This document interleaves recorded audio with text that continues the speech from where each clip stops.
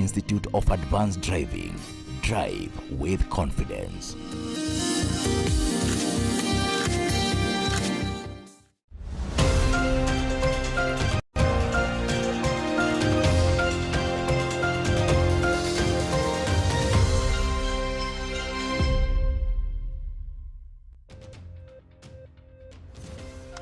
Alright, a very good evening to you. Many thanks for joining us right here on Mwangaza TV for Prime News at 9. I'm Brian Sakwa. In sign language interpretation tonight is Naomi Mathu. We start off by the Minister of Health.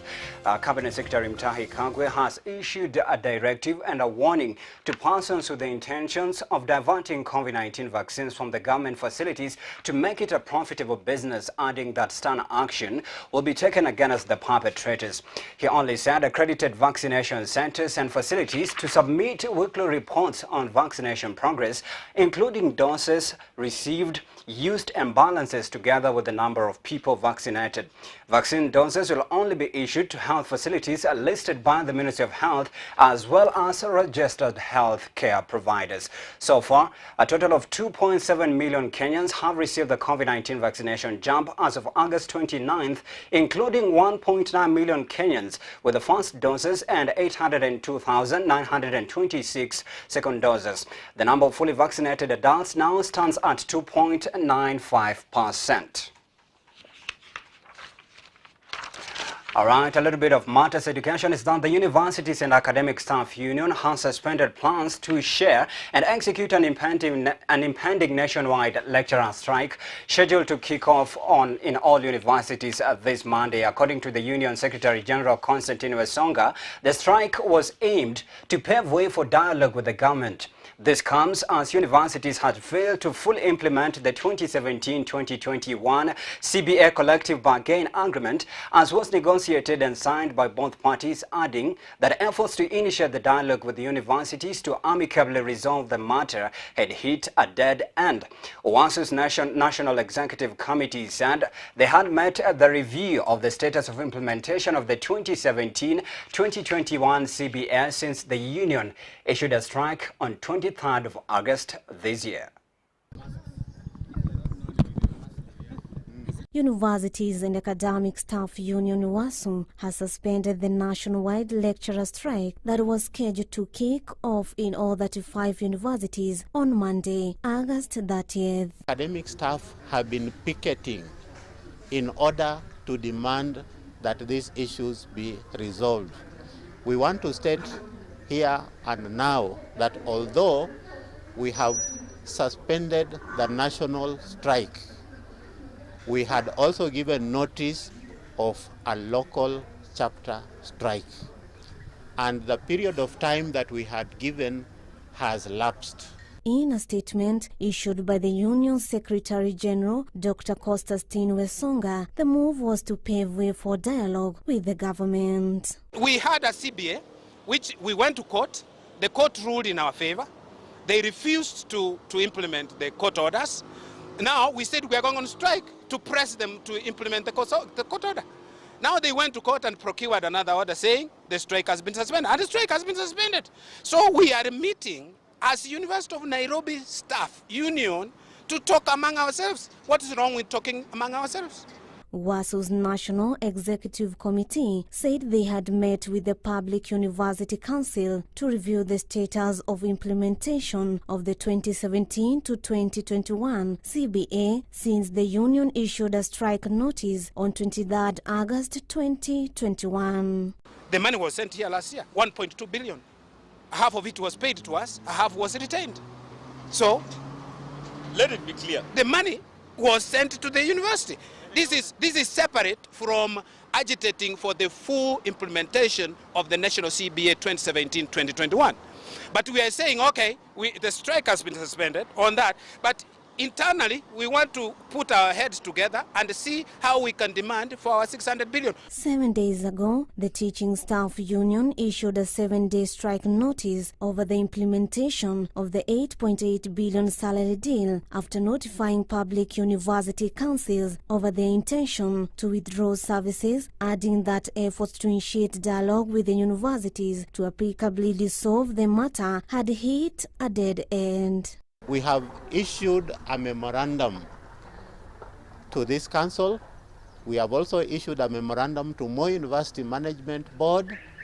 We have also issued this memorandum to the Ministry of Education, specifically university, the PS in charge of university education and research.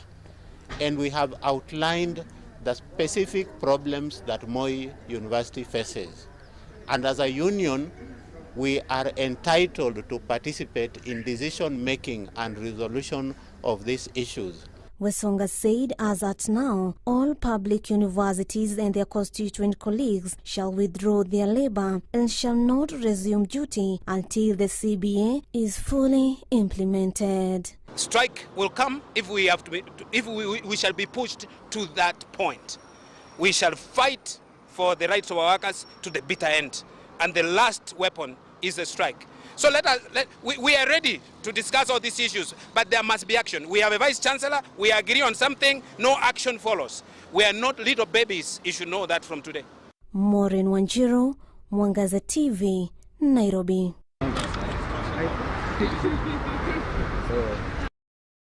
All right, away from that is done. Following mysterious killings by police of the Kianjakoma brothers in Embu County, the government has set up a new police station in the region to boost security, law and order. Since the departure of the two brothers, there has been a murky relationship between civilians and police, hence the move. Embu North Deputy County Commissioner Jeremiah Tumo has called upon the residents to live well with the new police officers deployed in the area to work in unity to aid in strengthening security in the area.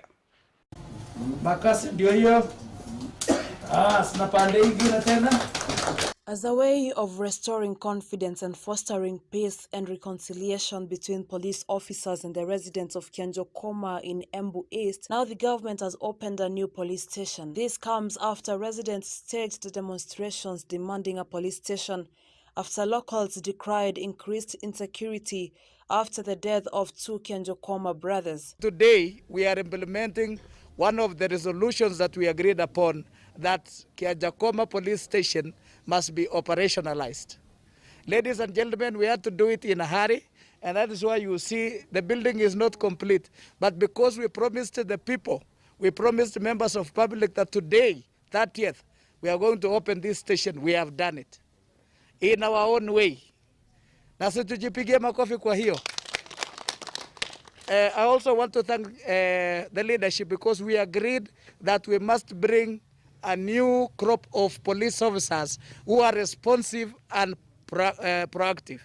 The locals have had a bad relationship with police, claiming that the police killed the two brothers. While opening the new police station in Kianjakoma, Embu North Deputy County Commissioner Jeremiah Tumo urged locals to live well with the new police officers so that they can strengthen security in the area. The officers that we have brought before you, they are new, and they will build good public relations with you, and they will also implement things in consultation with the leadership. They will not take the law into their hands. They are going to listen to your problems and assist you accordingly. And we believe that ourselves, at the sub-county level, we shall be keen to know what is going on in Kianjakoma. There has been a bad blood between the administrators and locals for the last 1 month, and police have kept off from interaction with locals. Locals who attended the opening ceremony pledged their support to the new police officers who have been deployed in the area. Security ni sisi sote. Tusaidiane na hawa ndugu zetu au watoto wetu wamekuja hapa. Kama kitu inatendeka, wacha tumeane ripoti. Kama ni kwa DCC, OCBD ko hapa, mpatie ripoti, mwambie hapa inafanyika hivi. Nafikiri kazi itakuwa mzuri. Kwa hivyo tuwafanye ndugu zetu, na ni watoto wetu, ni ndugu zetu. Kwa hivyo tushirikiane pamoja, ndio kazi ya security iende mzuri. Tuko tayari kucooperate. Alafu kitu kingine, sababu ya insecurity, tafadhali bwana DCC Tumo, tuwekewe street lights. Na area kama hii, mtu akiletwa hata kama mwenye anakuja, at least kuwe na mulika mwizi bahali kama hapa. Bwana chairman ataongea na MP wetu pana Eric Mushangi, at least tupate street light moja hapa. They, however, pleaded with them not to get into temptation and start exploiting the residents. Hii kucooperate na wale wamekuja, tujuane vizuri, na vijana wa muda wasikimbishwe sana. Hii maneno tukue tunaongea pole pole. At least hii mambo ya kuitisha watu mbao vijana ni kungumu. The station has been built with funds from Runyenje's Constituency Development Fund. Reporting for Mwangaza Prime News, my name is Daisy Paul. All right, now switching gears to Kirinyaga County, where one person has been confirmed dead after being buried alive while digging a water treatment project in Kianderi area of Kirinyaga County. According to witnesses, a total of 8 persons were working on the project when the tragedy occurred in one of the Siwa caves. At least 4 people have been rescued from the Siwa cave, as efforts to rescue those buried in the trench are currently ongoing. Kirinyaga Central Deputy Commissioner Daniel Ndege, who spoke at the incident, said Kirinyaga County Rescue Team, together with residents, have combined efforts to help in rescue operations. Survivors of the tragic incident are currently recuperating and receiving treatment at the Kerugoya Level 4 Hospital by County Emergency Medical Team. Watu walikuwa wamefunikwa na mtaro, na ndio sasa tukaanza juhudi za rescue. Vile mumeona matinga yalikuja na yamesaidia. Project inaitwa Kerugoya Kutus Water Project. Mara ya kwanza tuliambiwa watu kama 7 wamefunikwa, lakini after the rescue efforts tumegundua kwamba watu ambao walikuwa wamefunikwa kwa mtaro ni watu 5, na 4 kati ya hao wameweza kusaidiwa. Unfortunately tumepoteza mtu mmoja. So ni mradi mkubwa. Ndio naona hii mtaro inachimbwa imeenda chini sana. Na vile tumeangalia, of course tumepata makosa kwa kampuni. Wakati wanafanya deployment, ingekuwa mzuri kama mtaro iko chini kiasi hii, wangechukua tahadhari, wachukue precautionary measures ya kusaidia. Investigation pato inaangalia, vile tumeona kwa macho ni kwamba kulikuwa na negligence. Na uchunguzi kiisa, hatua za kisheria zitachukuliwa. Kulingana na wale walikuwa ndani, tumeambiwa ilikuwa karibu na 15 feet down. Na hii project it's being undertaken by Tana Water Development Agency. Sasa wakati tulipata hiyo information, tukaweza kurespond very fast na tukatuma hizi machini mnaona hapa kutoka county government kuja kusaidia. Pia tulituma ambulance. Tumeona more than 4 ambulances which zenye zimekuja kuweza kusaidia. Venye kulifanyika tulikuwa tukiweka level. Sasa hata hiyo msanga ikimwagika chini hatukunjua juu tulikuwa huko chini. Sasa sisi venye tulisikia mchanga ikikunja, sisi tukiteremka tukienda kuangalia tukakuta watu 5 wako huko ndani. Sasa tukikunja kunikunja kutoa mchanga ndio tuwatafuta. Ile hata tulikuwa tunaogopa ni ile mchanga ya juu, hata hiyo ndio tulikuwa tunaogopa ile ya upande ile. Unajua hii upande ya barabara tu kuona hata inaweza anguka. Unaona hii upande ya barabara ndio ilianguka. Ile kitu wanaweza tufanyia. Sasa hata wakitupatia nini? Hiyo kusimbua hapo hiyo futi yote. Kama tusimbue venye tulikuwa tukisumbua kitambo mita 2. Ikipita hapo waite turakta wasimbue huko. Tulikuwa tunafanya level huko. Sasa tukifanya level huko juu hii shimo ni very deep. Sasa tulikuwa tuna level hatukuwa tunatarajia kaa hii pande hii ya mtaro itaanguka.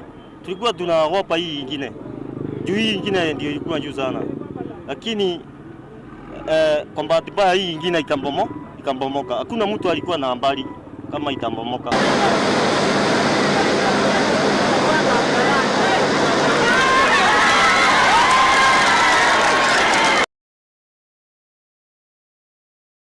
A series of unfortunate events. Now on to another is that a 40-year-old woman has been confirmed dead under mysterious circumstances at Githurai 45.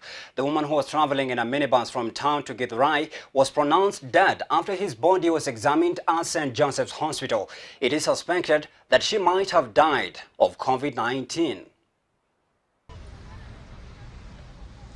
Leo asubuhi ilikuwa muda wa saa 5 hivi. Kuna gari ya matatu ya kampuni ya Niko inayosafiri kutoka Githurai 45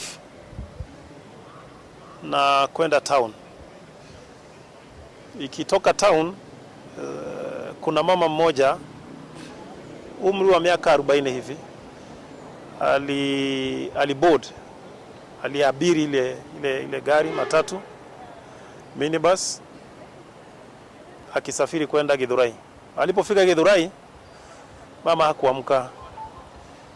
Kwa hivyo driver walipoenda kumtingisa, akakuta mwili wake ni motionless. Uhai haupo tena.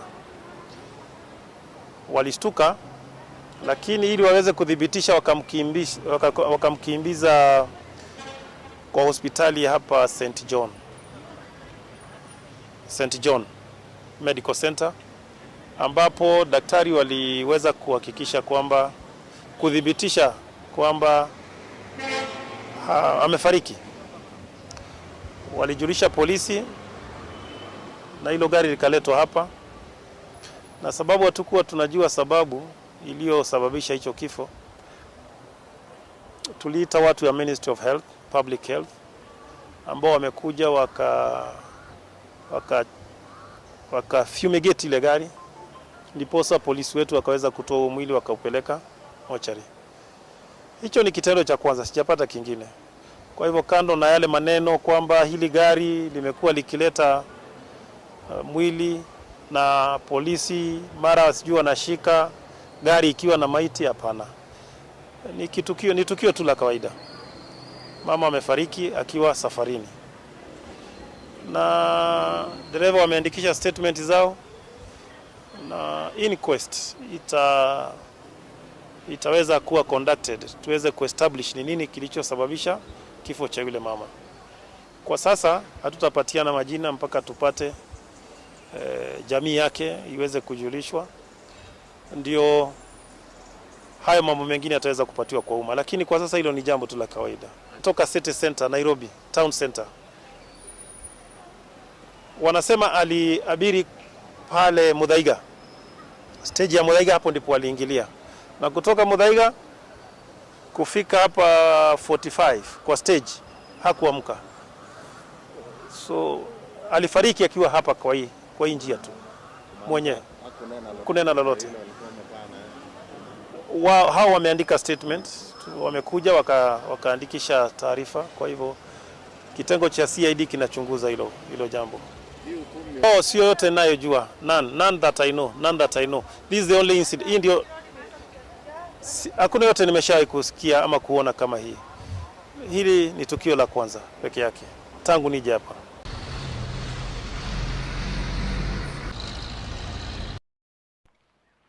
Now into matters education is that in a move to boost education in the country, Education CS Judge Mwangaza has called upon all parents to ensure that every child is sent to school, even as the country grapples with the Covid-19 pandemic and economic recovery. Speaking in Baringo during the reconstruction of the Sanabani Primary School, which was submerged by heavy floods, Professor Mwangaza added that plans are underway to ensure that learning activities resume in the county. Ile the impact ambayo mtawacha kwa watoto ni ya busara sana. Unaona hawa watoto, hata kama wazazi wameumia kwa sababu kupoteza mashamba, kupoteza chochote, lakini mtoto anaweza pata mahali pa kusoma pazuri na apite vizuri, itakuwa uponyaji kwa wazazi wao kwa siku zijazo. Na hiyo mashule tulikuwa tumefunga mashule 9. Tumejaribu sasa kufungua, imebaki hiyo ile umesikia ukiambiwa, kwa sababu ya hii mambo ya insecurity. Walimu wako tumepoteza walimu huko. Through my ministry and your ministry, we all focus on child protection and rescuing that child and enabling that child, giving them opportunities, empowering them through education to create the future of this country. The future of our country, the heritage of our nation lies in our children. And we must begin from the most vulnerable members of our society. Hii mpango itawasongesha na iwapeleke na iwaweke mstari ya mbele kutoka county na nchi hii yetu ya Kenya. And we raised up our hands before our children of the world to raise money to save our children. Na sasa tunataka tuangazie kwamba watoto wote asilimia 20 ya watoto ambao bado wako nyumbani. Leo waziri amekuja na tumesaidia kuokoa watoto 5. Tuko na bado zaidi ya asilimia 20 katika kaunti hii ambao bado wako nyumbani. Hawa watoto tukishirikiana na wizara yangu, wizara ya elimu, county government, tuwatoe wote waende shule. As I talk to you now, we are identifying schools which will domicile the junior secondary school at the end of grade 6. I don't have to be there because I want to go and look at mangoes in about 11 months. But whoever will come to take over from me will find out that we have done everything. Let us do our best to ensure that all the children are at school. There were many schools, not just here, about 20 of them. This one plus many others around this area, some around the lake. And the government had actually earmarked some money for them. Because of COVID-19, that money went back. Nevertheless, you have said in your own mouth that we gave some money to this school and others. And that is going to continue. First of all, I want to appreciate Child Fund. What I want to charge them with is to ensure that 30 million is a lot of money. But I listened to what he's going to do, and I think he can do more.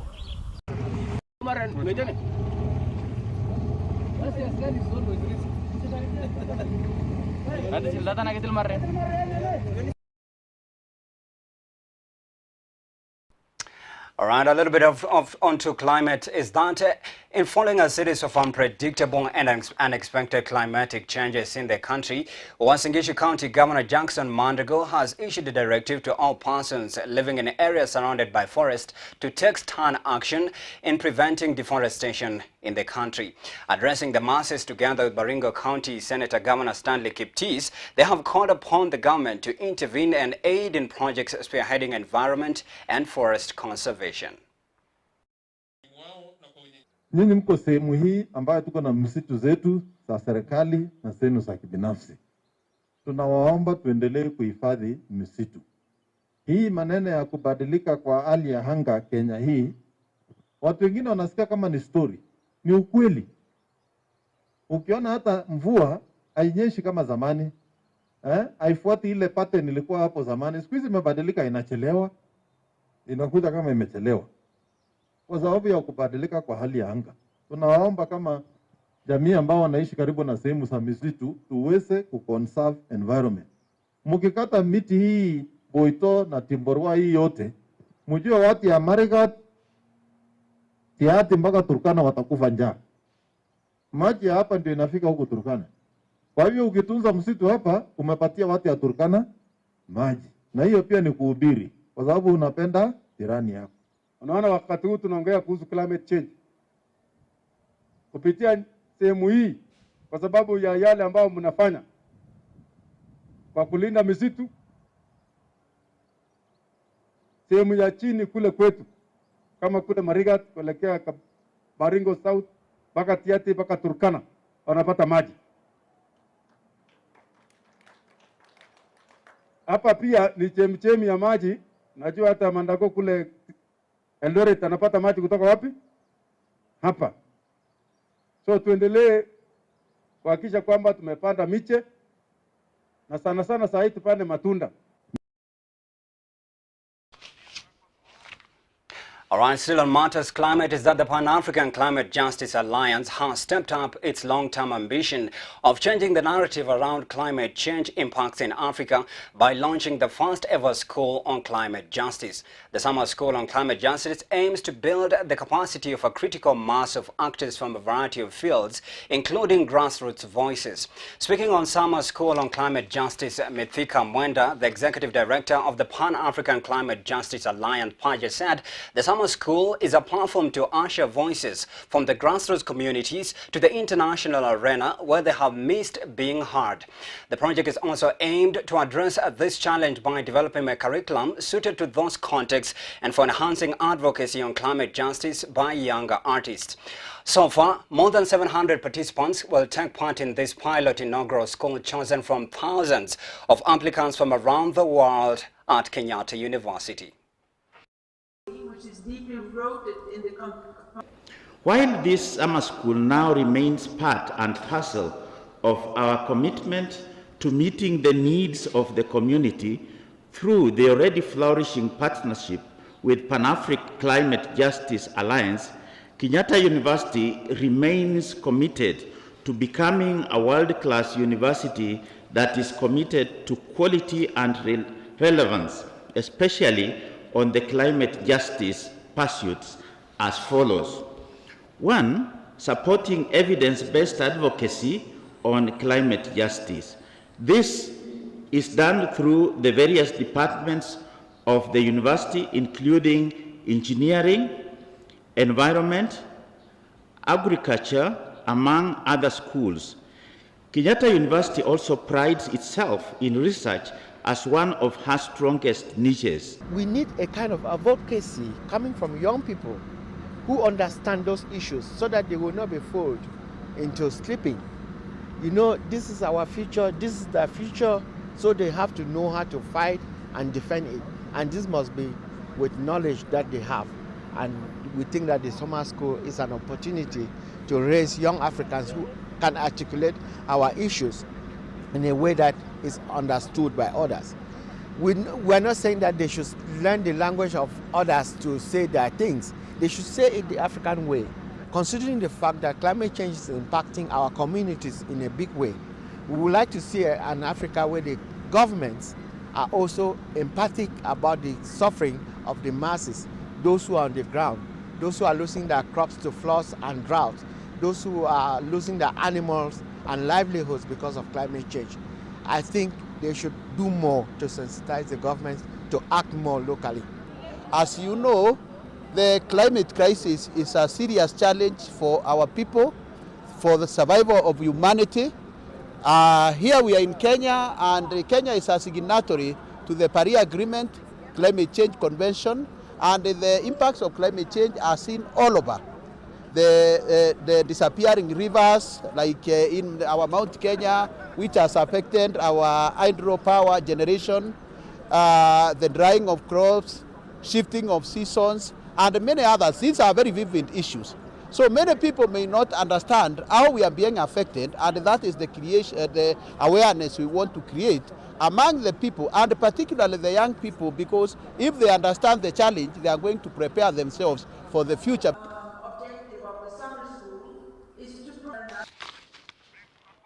All right, 26 minutes into the broadcast. Now time for us to take our first break right here on Mwangaza Prime News at 9. We are back with much more. Please don't touch the dial.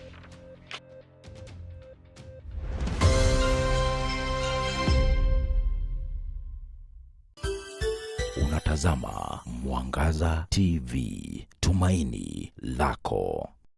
Kwa zaidi ya miaka 15 kampuni ya Kemuma Engineering Systems imedhihirisha ustadi katika ulingo wa kuuza na kuweka vifaa vya ulinzi kama vile CCTV cameras, razor wire fence, electric and automatic gates, access control systems, computerized hotel and offices lock system, automatic and fire alarm systems pamoja na electrical accessories. Pia tunafanya consultation katika masuala yote ya ulinzi. Tunapofanya installation tunakupa warranty na guarantee. Maduka yetu yako jijini Nairobi na viungani mwake. Tutembelee au upige simu kupitia 0712828896 au 0721250846.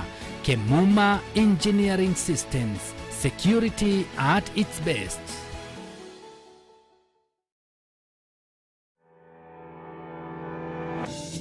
Je, umekuwa ukitafuta mahali pazuri ambapo unaweza kodishwa sehemu ya ofisi ya mabiashara? Suluhu la kudumu limepatikana. Jewel Complex ni jumba lililoko katika eneo la Roysambu Roundabout mkabala na TRM. Jewel Complex ni jumba la kisasa ambalo limejengwa kwa ustadi likiwa na sehemu kubwa ya kuegesha magari, stairs za kukuwezesha kufika orofa tofauti tofauti, na lift ni za kisasa ili kukuokolea wakati. Kuna sehemu ambazo unaweza weka biashara yako, na pia nafasi kubwa za ofisi zimetengwa. Kuna nafasi chache zilizosalia kwani tayari 80% zimekodishwa. usalama ni wa kiwango cha juu, na pia kuna maji na stima na backup generator ili kuhakikisha kuna umeme kila wakati. Usafi umezingatiwa na pia malipo ni nafuu yenye kiwango cha uwezo wako. Fanya hima ili kutoa sehemu chache zilizosalia. Kwa habari zaidi na pia kuelekezwa, piga simu nambari 0736 783 689, 0736 783 689. Jewel Complex, hapa ndipo.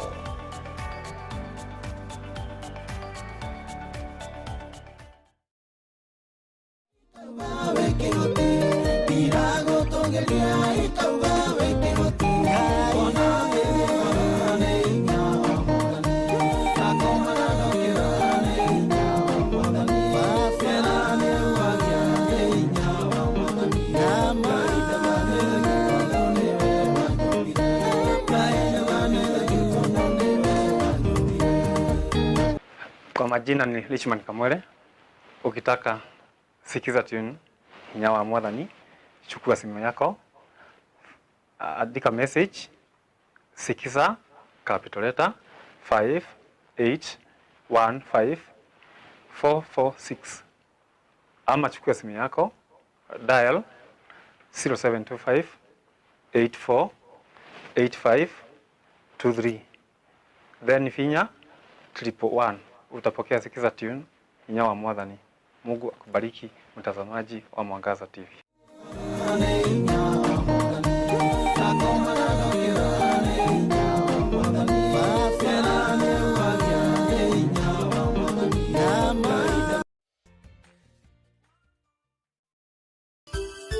Unatazama Mwangaza TV, tumaini lako.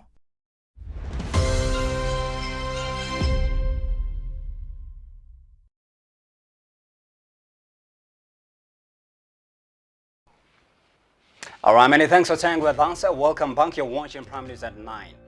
Now, veteran athletes in the country who have flown the country's flag high in worldwide competitions are now calling upon the government to recognize their hidden contributions to the country's growth. This comes as those with medical conditions failing to raise funds despite winning gold medals for the country.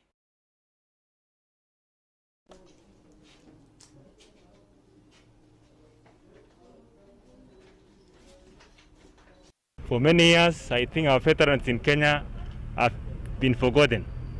But with the coming in of Total Care, I think it has answered one challenge that the veterans are going through.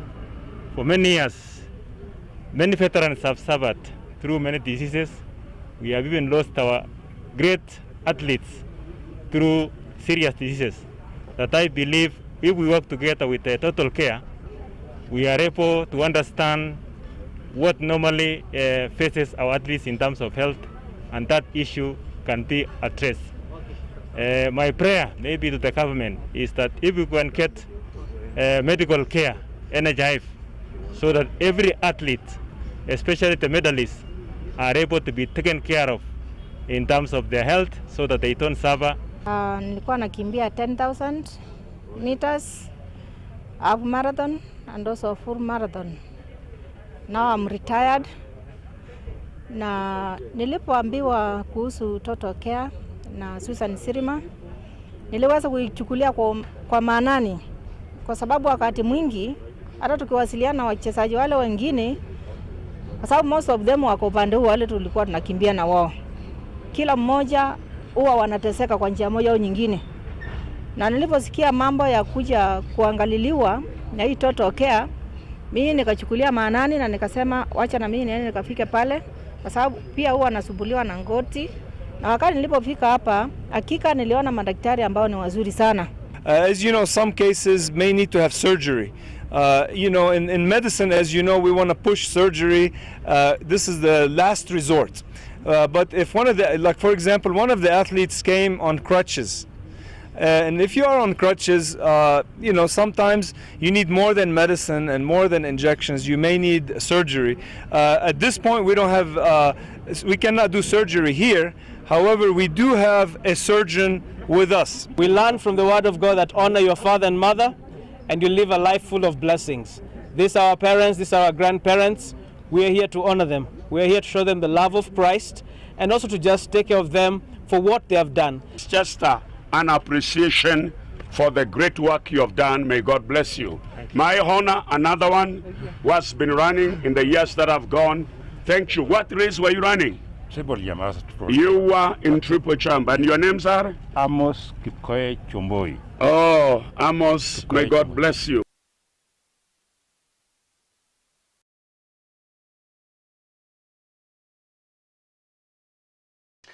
All right, now a five-story building under construction in Gachi has collapsed, causing the death and injury to several others working at the construction.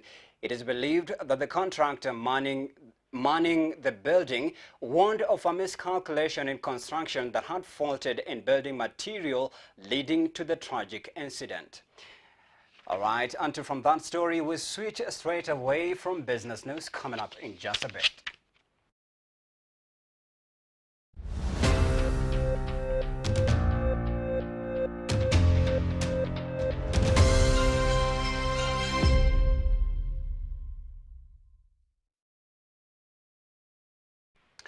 All right, welcome to Business News. Now, the Kenya Tea Development Authority, KTDA, is now appealing for a 1 billion Kenya shillings fertilizer subsidy from the government to help cushion tea farmers from high cost of fertilizers.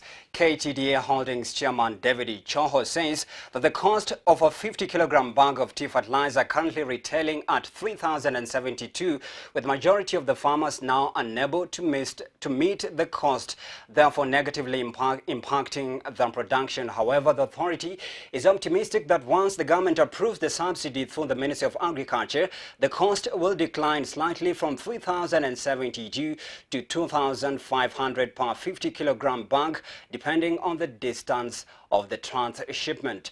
The agency has confirmed 65,000 metric tons of fertilizer, equivalent to 1.7 million 50 kilograms of bags of fertilizer, which have arrived at the port of Mombasa, and transshipment to various areas of the country underway. The agency has also decried a fertilizer deficit of about 400,000 bags countrywide. Many farmers are now stranded from fertilizer cost, therefore impacting the production of tea from farmers. Speaking during a media briefing on one of the sidelines of the tea sector, stakeholders meeting in Mombasa, Choho reiterated that the tea sector reforms are inevitable as it seeks to streamline the multi-billion Kenya shillings sector. As you're already aware, we have never, last year to prepare a fertilizer. There was no fertilizer which was provided. So there was fertilizer which has already been ordered of 65,000 metric ton. Ideally, they needed 1.7. So there was shortage of 400,000 bags. This allows the problem that we have in the international market of fertilizers, the issue of COVID and others, which made it impossible for us to be able to. The second